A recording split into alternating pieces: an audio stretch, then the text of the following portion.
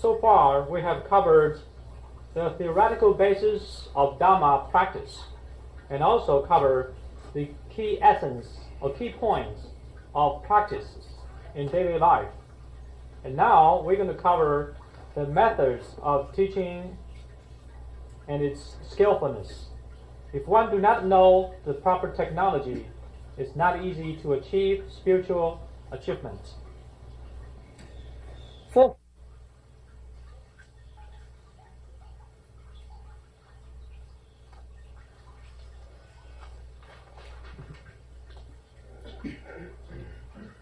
The great Qingyang master, in the Flower Adorned Sutra, he said there are 4 procedures or sequence in cultivating the Buddha Dharma. Number 1, to believe. Number 2, to understand. Number 3, to practice. Number 4, to enter into the state that one originally believed. We talk about the first one, to believe. When the karmic connection fully mature, then one will become a believer. That's why oftentimes it's said, Buddha will save those who believe him. Because if the karmic connection is not fully matured, then even Buddha cannot help. Has to wait for the proper time because the person has no faith.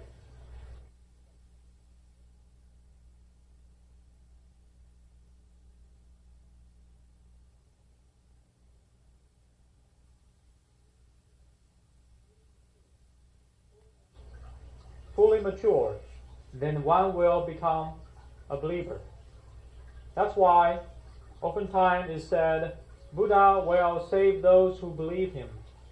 Because if the karmic connection is not fully matured, then even Buddha cannot help. Has to wait for the proper time because the person has no faith in Buddha.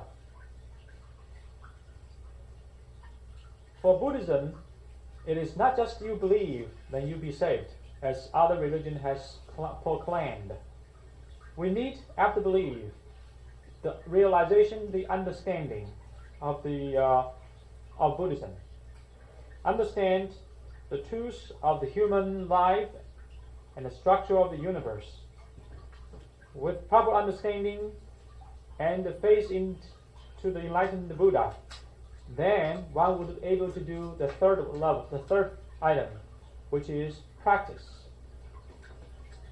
which is based upon the foundation or basis of proper philosophy or theory, and then put into actual practice.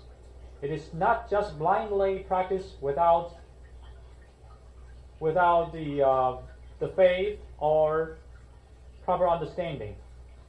And finally, sometimes the word translated as enter or unification, which means one can, in one's daily life, what one thinks and what one does is in total agreement with what described in the sutra.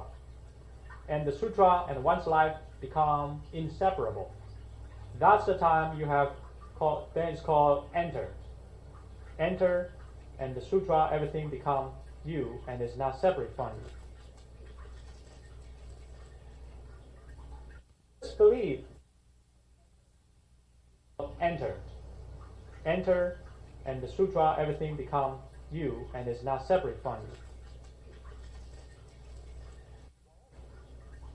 However, this belief or faith is still different than the faith and belief as other religion has described. They believe in some supernatural power or a supreme identity outside oneself. In Buddhism, the faith and belief is in oneself. The faith and belief in that we believe we have the same Buddha nature and no less than Buddha himself. We believe we have the capability and potentiality to become Buddha. Just because we have wandering thoughts and attachments, that we become sentient beings.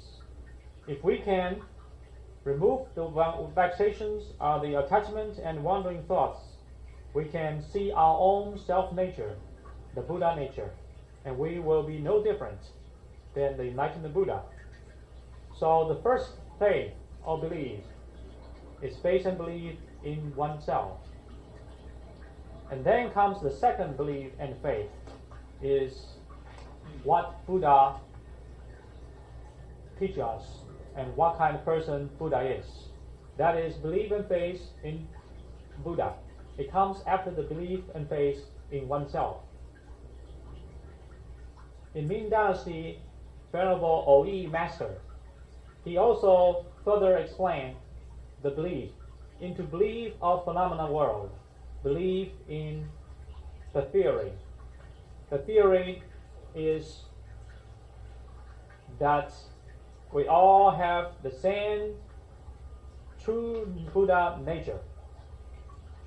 But the true Buddha nature seems inconceivable, and all phenomena world are so different from each other.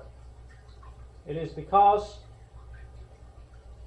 due to the law of cause and effect, from the empty nature comes out all kind of phenomena. And therefore, since the phenomena are so overwhelming and complex, the causes and effects are also numerous. If we have the proper belief, faith in this way, then our practice of Buddha Dhamma will be happy and successful.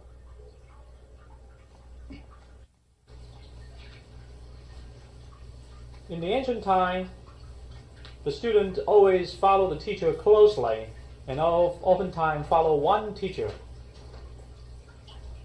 Listen to teacher's instruction and into practice. In the ancient China, those who practice Buddha Dhamma, they spend 5 years learning just what is precept and how to observe precepts. Actually, it is not the precept of Dhamma type precept, but the special instruction set up by your teacher or guru. And the teacher has complete responsibility of the student's success or failure in the spiritual development. But today, unfortunately, we cannot see such a relationship in existence. The teacher do not fulfill the teacher's responsibilities. They do not really care for the students. They do not have strong wish the student to be the best. And from the student point of view, the student unfortunately do not respect the teacher, since the teacher is not teacher and student is not student. So the ancient relationship between teacher and student cannot be seen in today's world. In 5 years of precept, rules, observation, and practice, that will establish the foundation for the three things, which is the precept, the samadhi, and the wisdom. For example, a Zen master always wants a student to do some laborious work for 5 years. And the student, you may feel it's very boring for the student for the 5 years without learning anything else but just laborious work. Actually, the student learned a lot, so much that he didn't realize. He is actually, or she is actually cultivating virtues and wisdom together. Because working in a monastery, in a simple and maybe even boring life, you are cultivating almsgiving by offering your physical labors and services. You are accumulating merits. Doing the same kind of laborious work in a temple, its merit far exceed the merits of doing the same type of work at an average house. And also doing some simple job, maybe even boring job, the eyes are not distracted, the ears are not distracted. So the vexations and temptations are drastically reduced. And with reduced vexations, mind becomes or tendency to settle down. and be peaceful. And that's the 5 years boring work, laborious efforts in a monastery. It's a real good blessing and practice to lay a strong foundation for future spiritual achievement. And also, I can give you another example. In the wonderful flower school, their education system is, for a beginner, the students were told to sweep the floor, to carry some heavy stuff, and to do all kinds of miscellaneous work. And then, still within the first 5 years, he will be given. 打扫完毕以后念经，另外5年打扫念经是一共5年。And then within the same 5 years time frame, he will be asked doing nothing but reciting the sutra. Recite from the beginning to the end the wonderful Lotus Flower Sutra by memory, and is not allowed to go to the classroom and listen to the teaching of the wonderful Flower Sutra as other senior monks. It is not to utilize the students as cheap labor or servants. It is to give him or her an opportunity to establish good foundation, accumulating merits, and prepare his mind. So when he's ready, then will be allowed to the classroom for formal teaching. And quickly, with good foundation, this person, with proper preparation, become enlightened. Some even reach sainthood. But today's people, without the proper preparation, even though attending lectures and listen to the lectures, even for 30 years, very seldom become enlightened. At the most, they have profound Buddhism knowledge and cannot be enlightened. So, compared with ancient education in Buddhism practice, it seems boring the ancient way, but tremendous benefit and happiness coming thereafter. So, today we'd like to learn a lot of teachings from a lot of teachers, try to gain more knowledge. With this kind of attitude and approach, it is incorrect. Ancient people, they practice by first cut off vexations or suppress the vexations. Cut off vexations so that the wisdom can come out. And then, when wisdom come out, they will go out to learn all kinds of teachings. That's the time to truly practice. Dhamma gates are numerous. I vow to master them all. That's the time you do it, not in the beginning. The more method you learn in the beginning, more confusion you got.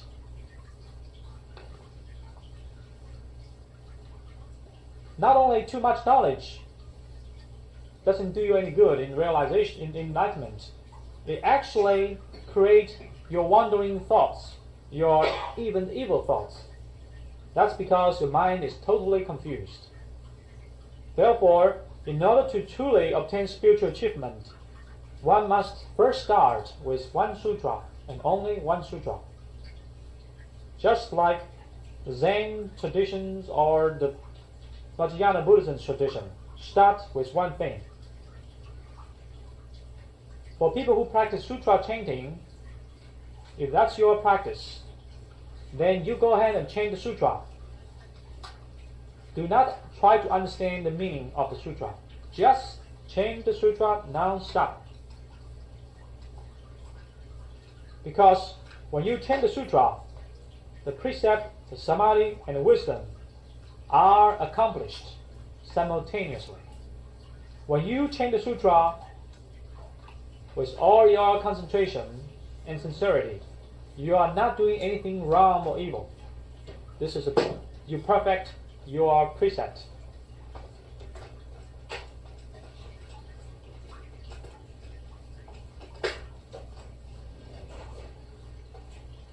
When you chant your sutra with a single mind, with a devotion, you are actually in a single mind state that is similar to samadhi. When you chant sutra without figuring out its meaning, your mind is in complete clarity of individual sutra and its word. So that is similar to or close to wisdom. Therefore, just chant with single mind, sincerity, then all three practice elements, the precept, samadhi, and wisdom, are all contained and accomplished simultaneously. If one tries to study the sutra, investigates meaning as a philosophy, then you just lost this precept, samadhi, and wisdom. For today's people, 5-year concentration on sutra chanting is not sufficient. I know there are some people in Dallas Buddhist organization, they chant 10 times a day of the Infinite Life Sutra. They chant half hour per time, and they finish 10 times a day. That takes 5 hours. And a few years later, the mind settled down and close to purity. With the pure mind to study the sutra, then one can seize the meaning behind the word.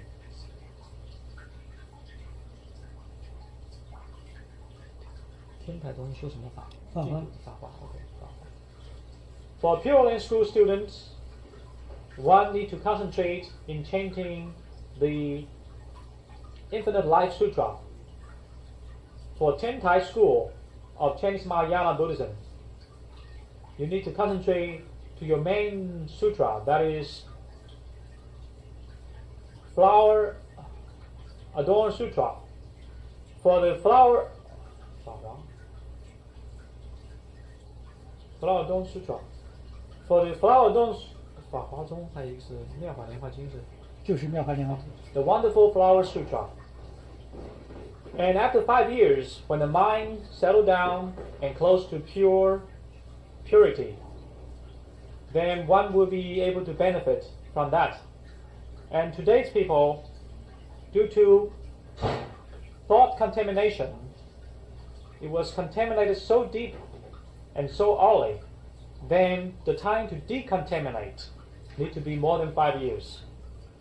Because when modern people, with our minds, our thoughts are contaminated by TV since very young, and is so deeply brainwashed, therefore need a longer time for repurification. I remember when I reached about teenager's age, my mind is still so innocent, don't know too many things about the world, and I was so happy every day. And once I realized about the world, as my wandering mind wake up, then I begin to feel vexations, because I know I have to watch people's face and know something I can do or I cannot do. I cannot go ahead and do what I feel like to. I have to watch before I get a punishment or something. To practice the heart and obtain purity, from that purity comes the wisdom. That very first wisdom is called the fundamental wisdom, the original wisdom. With this one already possessed, then one is allowed to go out to learn from all teachers, to expose to all teachings, including evil ones. Because when one already have original wisdom, then one go out to see many other things, mind still not moving. Instead, increase its samadhi. When one already have original wisdom and sees and compare with other teaching, even evil things, the mind become even more clear. And one knows much more than just original wisdom. That's the time called the later obtained wisdom. And that's why this Buddhism statement says, prajna is not knowing, and it's not knowing. Not knowing means original wisdom. Without not knowing means the wisdom, or maybe translated as discriminating wisdom, capable to distinguish all phenomena.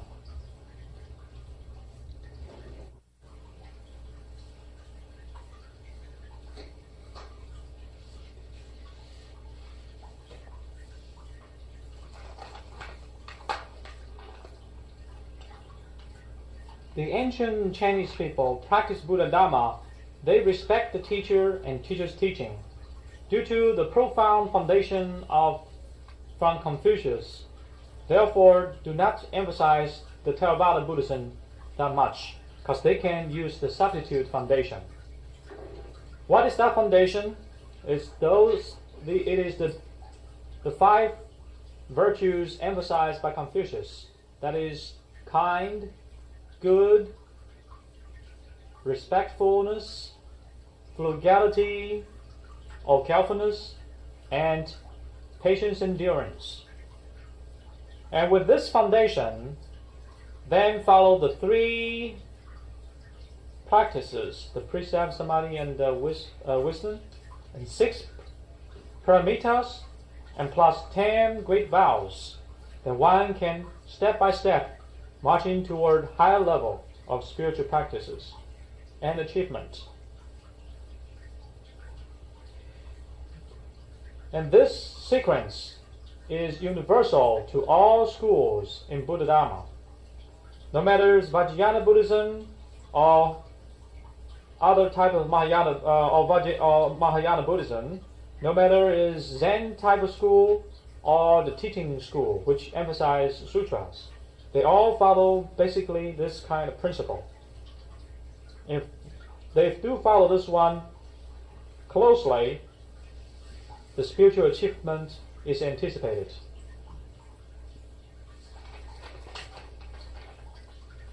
And there's another unique system in Buddhism's education. And that shows how skillful Buddha's teaching and system were. For the monk disciples who are not yet achieved spiritual achievement, they follow the teacher, the Buddha, all the time. For those who has already graduated, so to speak, called the Bodhisattva, they go around and spread the teaching and help sentient beings. However, every year they need to come back to Buddha ceremony for re-education. It's done during the summertime. They'll still go back and listen to Buddha's teaching, and they also offer opinions or personal experience for discussion for a total of 3 months. And then they go out again. So this is a very good re-education system. This part is different from the Chinese ancient educational system, and is very good. Today, the Chinese monks that I know of still have this kind of system, but it's just a formality. The real true benefit is incomparable with the ancient time system. However, there are also other types of re-education or concentrated educational systems, such as the summer camp Buddhism school, the winter camp Buddhism school. Those are basically following the same spirit and not necessarily last for 3 months.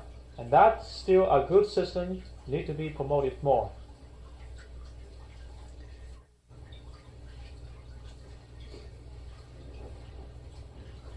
Buddha's educational methods and his systems are very auspicious and very effective. However, cannot be accepted by modern people.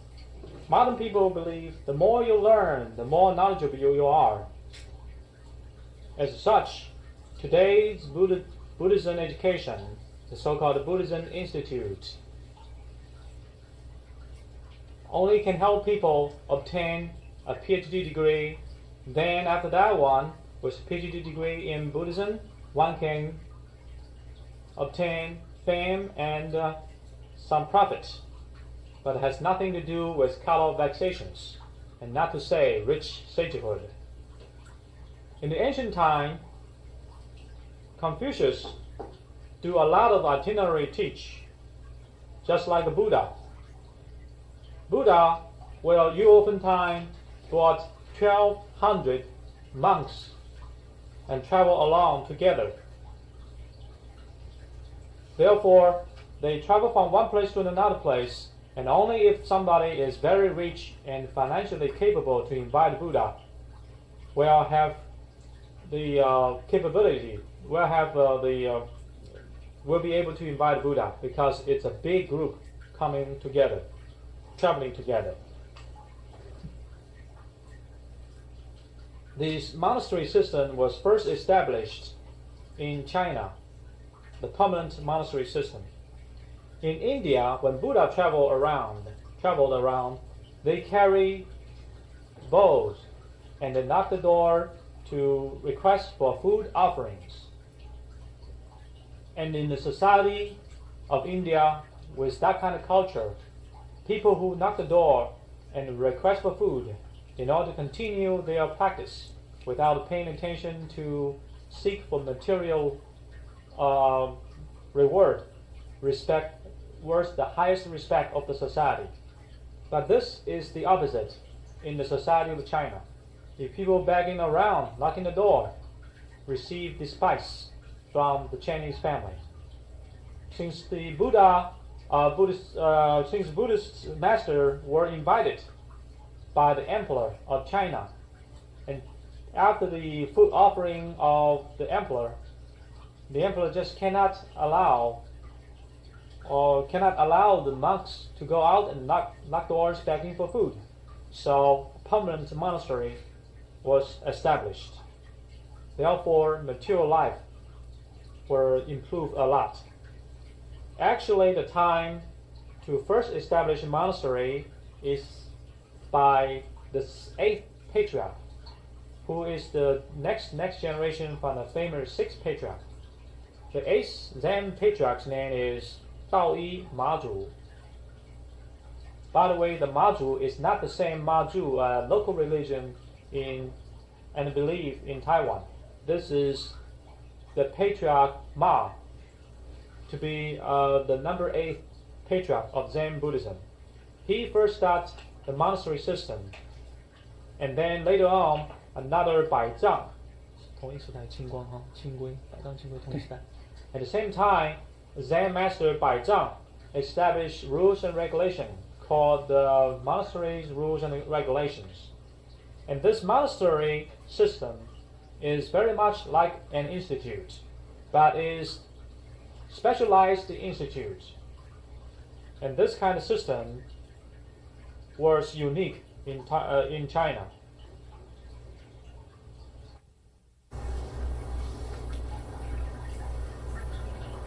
Buddhism is very artistic. It emphasizes about importance of the music and the beauty of the arts. It also has tremendous contribution in architecture and sculpture and so on and so forth. It is truly a knowledge about the beauty and truth. Unfortunately, the beauty has gradually disappeared. Today's chanting has deteriorated its quality. And in Buddhism, we're really short of good artists. And the good artist, a good one, supposed to have profound spiritual cultivation as basis. Then come out inspirational creativity. And then we can enjoy the product of the artistic product rich in beauty, in goodness, and in its truth. And also beings will be benefit from looking at this artistic product.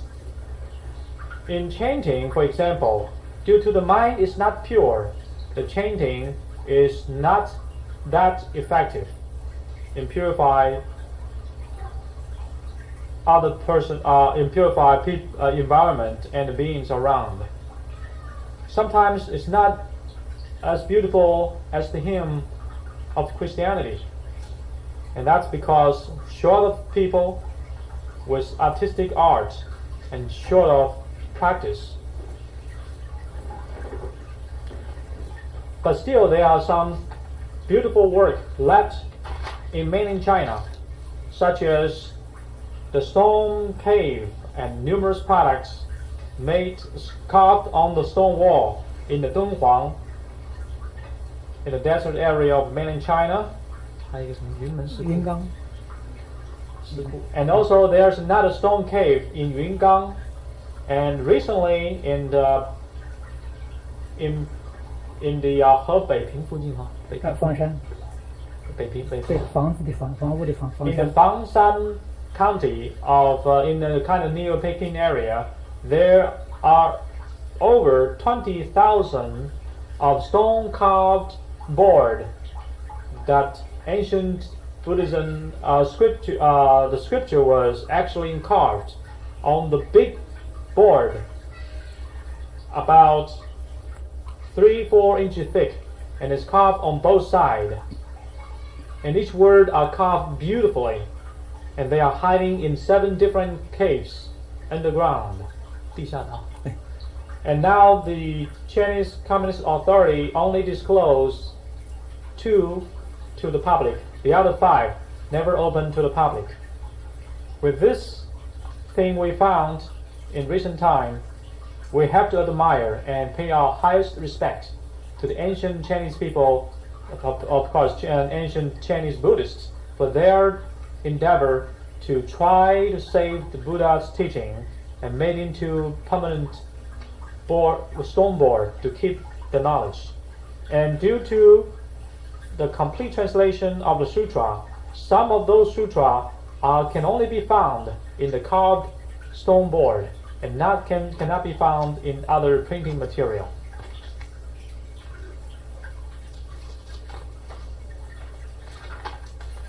The original temple and its design is a combination of a school for education and museum for education as well, and also entertainment.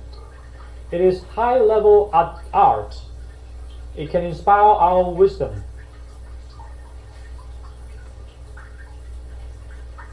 And when you go inside the temple for a visit, you see many Buddha, many Bodhisattva and Buddha picture, statue, and so on and so forth. The average people misunderstand that, and they thought this is a multi-deity religion. It is a low-level religion, not as advanced as one God religion, the high-level one, as they think. That's because they do not understand the numerous aspects of the truth. It just cannot effectively represent the subtle truths with concrete things only one. You need to have many symbolic representations to indicate numerous aspects of the truth. The Buddhas are symbolized is a symbol of the virtue of the nature. Bodhisattva is to symbolize the virtue of cultivation. And that's why in every monastery or temple, you often see one Buddha in the middle, supported by accompanied by 2 Bodhisattvas. One Buddha indicates the original nature of emptiness, and 2 Bodhisattvas, Mahasattvas, next to the Buddha, indicating its functions. That can also be seen from the Flower Adorned Sutra. In that sutra, Buddha spoke of no words. It was taught by Bodhisattvas, Mahasattvas, because Buddha represent or symbolize the original nature, the original body of the nature, which is no talking, no moving, and no thoughts. Therefore, if you try to understand this fundamental nature, you have to get it through its function and its application. That's why Bodhisattva provide the teachings in this Flower Adorned Sutra.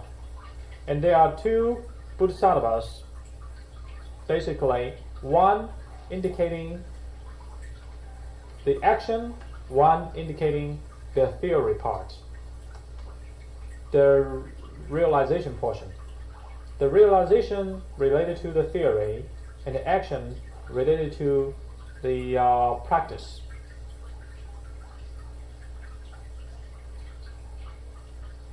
in the ancient China, there's a famous philosopher called Wang Yangming.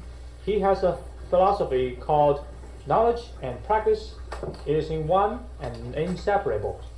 That is coming from the idea of Bodhisattva's indication, Bodhisattva's representation of the Bodhisattvas, representing the action, representing the knowledge, representing the practice, and representing the theory.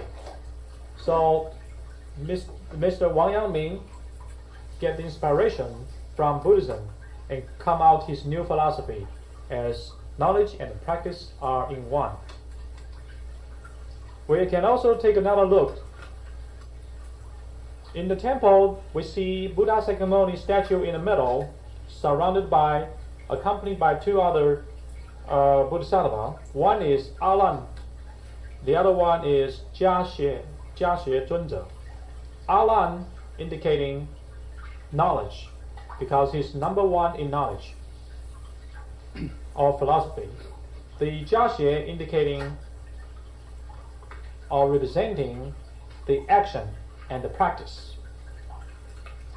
And Buddha Sakyamuni sitting in between, indicating the original nature which is unmoving. What is Buddha? What is Sakyamuni? Sakya, original meaning is compassion, love and compassion. Moni indicating purity. Only those who are pure are truly blessed. And I can give you another example. Amitabha Buddha in the center, accompanied by, the other example would be still Buddha Sakyamuni in the center, Manjushri and Universal Goodness Bodhisattva at the side. In this case, Manjushri Bodhisattva representing wisdom aspects of the great nature's function, and Universal Goodness Bodhisattva Mahasattva representing the auspicious actions and activity in saving sentient beings. That's also coming out of the center of the unmoving nature body, original nature. And there's another common statue or arrangement you see in a temple. That is Amitabha Buddha in the center, and Guanyin and Da Si Zi, the great spiritual power Bodhisattva, at the side. The Amitabha indicating infinity. A means nothingness. Mita meaning 无量阿是无，弥陀是量 means quantity. No quantity means infinity, not quantity. Means quantity means infinity. It's indicating infinite wisdom, infinite supreme powers, infinite life expectancy, and everything are infinite. And among all the infinities, the most important is infinite life. Because without infinite life, then the infinite wisdom and supernatural power cannot be continued. And this infinity is from within the self-Buddha nature. And that's why the sixth patriarch, in his sixth patriarch platform sutra, it says, how wonderful that self-nature possesses everything. How wonderful that self-nature can generate all Dharma. These are the statements when sixth patriarch first become enlightened. He made such comments. Then from the Amitabha picture indicating original Buddha nature, how do we practice? Follow Guanyin and great spiritual powers example. Follow Guanyin by being loving, kind, and compassionate. Follow great spiritual power Bodhisattva by single-mindedly chanting Amitabha name. Chanting Amitabha name is beneficial to oneself, but that will become self-contained or Theravada Buddhism. then we need to combine and balance with learning from Guanyin to be compassionate to others.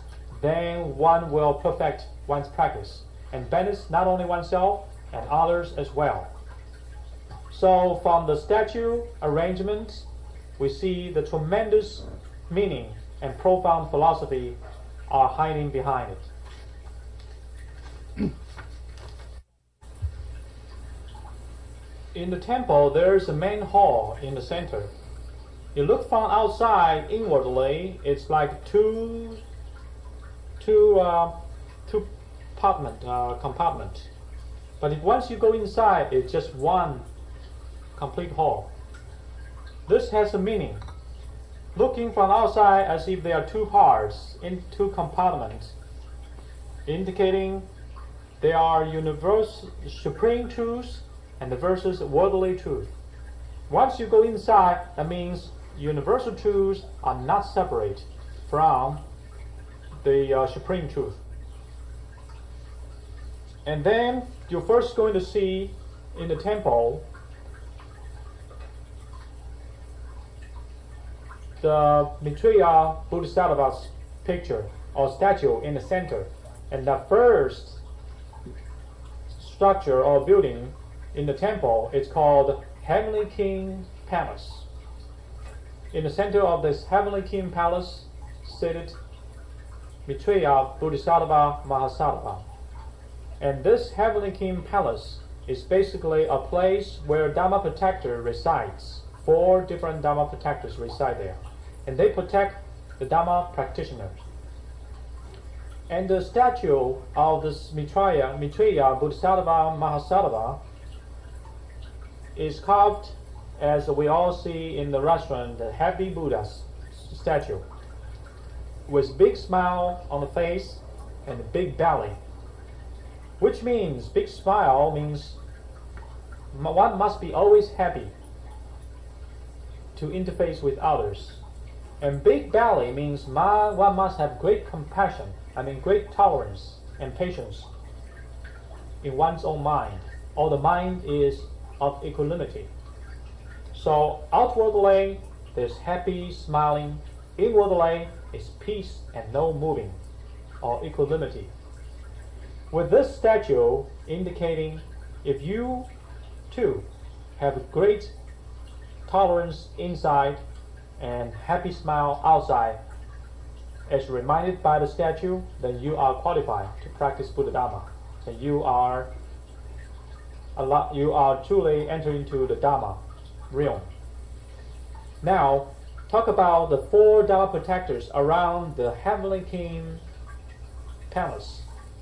To the east is the Eastern Country Protection Heavenly King, which indicate responsibility. Responsible for one's family, responsible for the activity of a company, and responsible for the duties of a country. If everybody does that, then the society will be balanced and the country will be prosperous and strong. Then the southern part of this Heavenly King Palace is the Prosperity Heavenly King, which indicates progress. Constant progress in wisdom, in compassion, in capability, in art, and in quality living. So Buddhism is not really a backward, superstitious religion. It has a very positive meaning and philosophy behind it.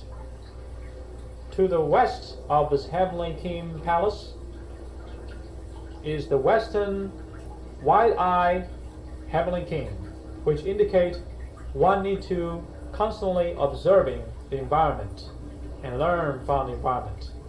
And the northern part of this Heavenly King Palace is the northern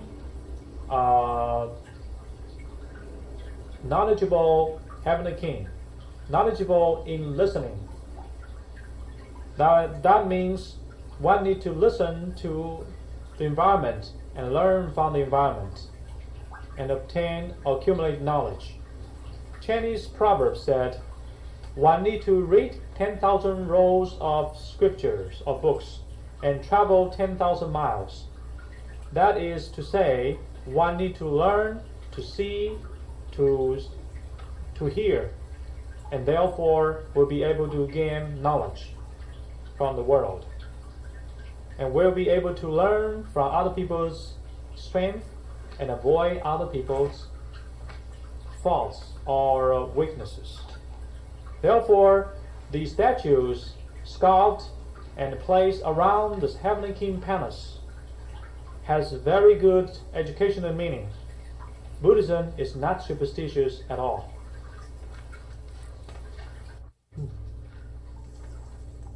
We're going to spend a little time explain a little further about the tools holding in the hand of individual Heavenly King in this Heavenly King Palace. The Eastern country protecting Heavenly King holding instrument in the hand, indicating when we want to be responsible in performing our duty, we must not do it too rush or too slow and sloppy. Just like played instrument, the string must not be too tight or too loose. It's indicating middle path. If you do things in the proper manner, follow the middle path, you can be responsible and you can have good results. The Southern Prosperity Heavenly King carries sword in the hand. Sword in Chinese is sometimes called a wisdom sword. It indicating must have proper determination to make necessary cut and cut off vexations. And then the Western wide-eyed Heavenly King carries a dragon, sometimes like a snake, in the hand. The dragon or snake, they belong to the same category, indicating constant change, unpredictable. Therefore, indicating one should be wide, open your eyes and see things clearly in this unpredictable environment in order to control your destination. The Western knowledgeable Heavenly King carry a fan, Chinese type of fan, to indicate in the traveling and learning and listening from other person and environment, we must also know how to protect ourselves and shield ourselves with the fan so that we will not contaminate. 伞被 umbrella? Oh, I'm sorry. 伞还是被扇子？扇子还是伞？雨伞。对。Oh, I'm sorry. Correction. It's umbrella. Carry umbrella, which means cover, protection, so that we in our traveling to learn things from other people, we will not be contaminated. We will protect our purity of the mind, maintain the purity of the mind. And then there are also offerings before the statues. We not just light up the incense and make offering to Buddha and request Bodhisattva's blessing. We make the same incense offering. Incense indicates the fragrance of precept and samadhi. The light indicating the light of wisdom. The water offering indicating two things. When you look at the water, the clarity indicating the mind need to be pure like water, and unmoving surface indicating the mind need to be calm and the peace. So water offering is also educational, to remind ourselves to maintain pure and equanimity of the mind. The flower offering indicating the proper course. If you want to have certain results or a fruit out of the flower, you need to plant the proper seed, and that seed is the 6 paramita. With 6 paramita, the final fruit will come out, which is Buddhahood. And the fruits of many types we may offer, which indicating the karmic result. Remind us what kind of result we are anticipating, then we need to do what kind of planting, what kind of seed in order to get that result. If we do not understand the meaning, just making offerings as other people do, then people call us superstitious. We really deserve that criticism because we cannot explain the meaning to them. Once we understand the meaning, and I have also explained in my travel to mainland China, the communists told me, we didn't know it's so wonderful. We want to practice Buddha Dharma. Buddha utilized his true wisdom and infinite enlightenment and also infinite compassion to help and teach all sentient beings away from suffering. Since ancient time, there are many schools practice Buddha Dharma. If they follow the proper theory and methods, they can have a lot. They have a lot of achievements, as we can see in the Buddhism tradition and record book. People who follow the proper method reach achievement. But in this generation, people who have reached spiritual achievement are very, very few. The person who can reach spiritual achievement must have already understand the Buddha Dharma in principle and must also practice properly. And then the result is very natural. The success is very natural. In the Dharma ending time, like today, sentient beings are pretty heavy in their karmic obstacles. And that makes Buddha name chanting become relatively suitable because it's easy to do. It doesn't take a long time practice. It doesn't even need a ceremony. And no matter what time, what place, you can always do your Amitabha chanting with sound or in silence. In 40 years of my experience in Taiwan, those who passed away through chanting Buddha name, I have noticed at least 500 people who have reached their spiritual achievement and away from samsara. In mainland China, in the same past 40 years, it's a big country, but still, according to the book prepared by Venerable Kuan Lu, he mentioned about those cases with positive evidence and indication that a person's soul was born into Buddha Amitabha's Pure Land. There are about at least 100 people, and I certainly believe there should be more than that. It just you didn't know every single case. These are the concrete examples of spiritual achievement in modern time in the Pure Land school. As long as one can follow the 5 sutras taught by Buddha Sakyamuni and one Bodhisattva's like an essay or discussion, and then generate a true Bodhisattva mind and single-mindedly practice Amitabha chanting, is bound to have achievement. And that shows the auspiciousness of this Amitabha practice. Ma Ming Bodhisattva has said, original realization nature was in the nature originally, and this unrealization was originally not there. That means our proper knowledge, or the Buddha's knowledge, was originally within ourselves, and evil thoughts or confusion was originally not within ourselves. Things, the Buddha nature was originally with ourselves, and those vexations are originally not with ourselves, within ourselves. So vexations, therefore, can be cut off or removed. And therefore, in principle and theory, we know the karmic obstacles can be overcome, and the Buddha nature can be realized because it was originally within ourselves. As long as we can stay firm with one simple statement of Namo Amitabha. Continue doing that, we can cut off the bad habit. And with sincerity and patience in practicing, after some time, one can obtain the chanting Buddha name Samadhi, and then obtain liberation and freedom of the body and the mind. And then everything around oneself is no longer so troublesome.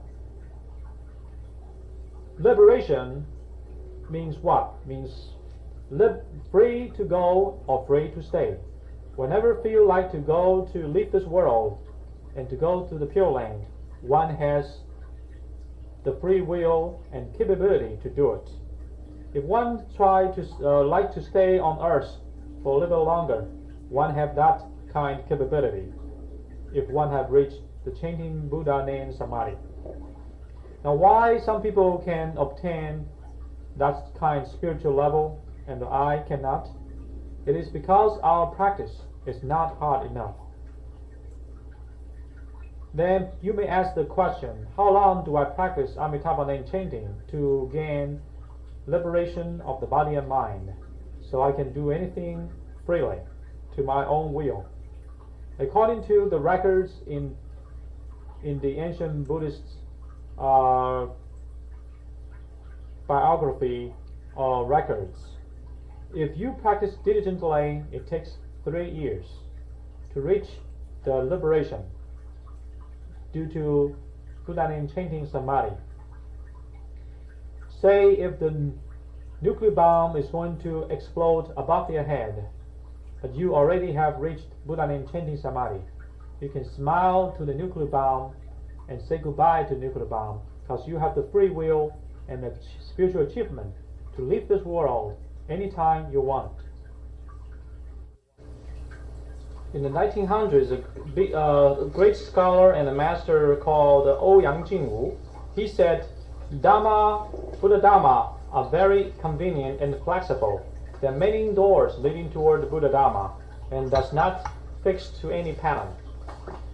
Sometimes, if it's useful, then can be approached directly. Sometimes, if it's not useful, then can be approached indirectly or reversely. However, the goal is always the same. That is to help sentient beings to get out of suffering and obtain happiness, to break through the confusion and become enlightened. That's why in the Zen Buddhism, even scolding and beating to the students is also a method of education, and that is the true compassion. So we must know when a teacher gives you this kind of treatment, it is really for your ultimate good. This time, I was invited to Miami to teach Kristagarbha Sutra. For any place when they first start Buddha Dharma practice, I like to talk about this Kristagarbha Sutra. Kristagarbha means like earth that encompass everything, and also like a huge warehouse that stores everything.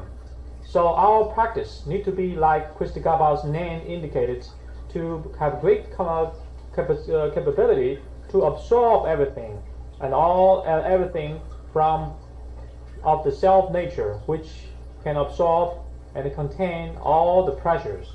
But I did not cover the Kristagarbha Sutra as I originally planned, because we have people who can perform English translation, and therefore I like to use this opportunity to touch different subjects which provide important Buddha Dharma concept and practice, and expound a little bit more, so it can be all translated into English, and therefore made into English books and circulate to benefit more people in this country particularly.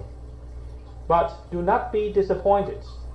I will have talked about Kristagarbha Sutra many times in other places.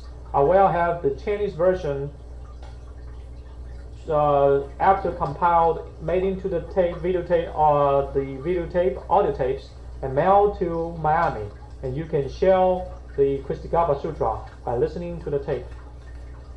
Actually, I cannot cover everything I like to cover because time is limited. And the more we talk, the more profound meaning we find need yet to be discovered. But still, we have done more coverage than my first time teaching about the same subject in a Maju temple. Now we have a little bit more content and covered in English, and I feel very happy about this. That concludes the teaching for the past few days.